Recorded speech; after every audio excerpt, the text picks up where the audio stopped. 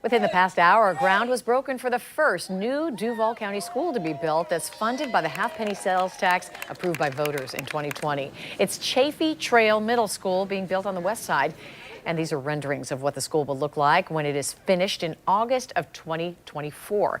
News4Jax reporter Joe McLean was there for the groundbreaking and spent part of his day with district leaders who discussed key policies involving students' use of restrooms and the process for naming or renaming school buildings. Joe?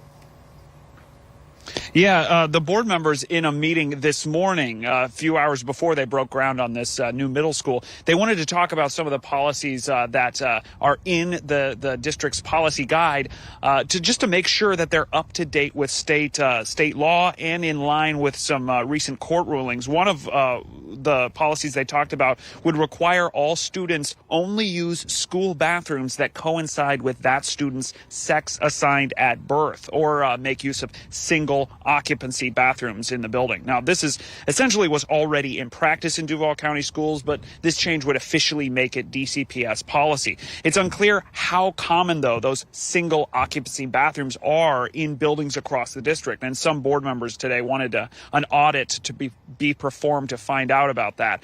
Also, this morning, the members talked about adding school board policy, which outlines the whole process for how school buildings and facilities are named or renamed.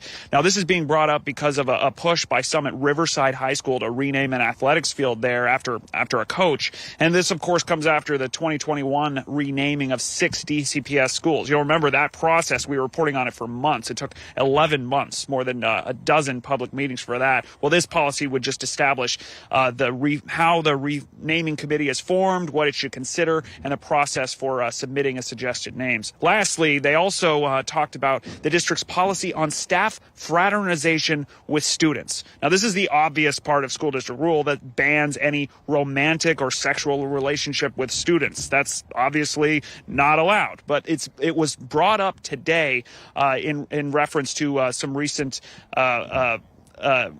faculty at Douglas Anderson School of the Arts accused of sexual misconduct with students. The board today said they wanted to make sure that all of the district's policies were followed to the letter in this instance, and what changes, if any, need to be made. The world changes. We have issues that are fluid, and it's our responsibility to stay on top of board policy. We have to make sure that we review these items, that they're up to date, because we just never know what circumstance could arise. So it's important that we're on top of it. Now, the board agreed to make that, keep that on the table, put a pin in that issue, and wait until the Douglas Anderson School of the Arts investigation is completed to see if any changes to that policy needs to be made. Reporting live, I'm Joe McLean, Channel 4, the local station.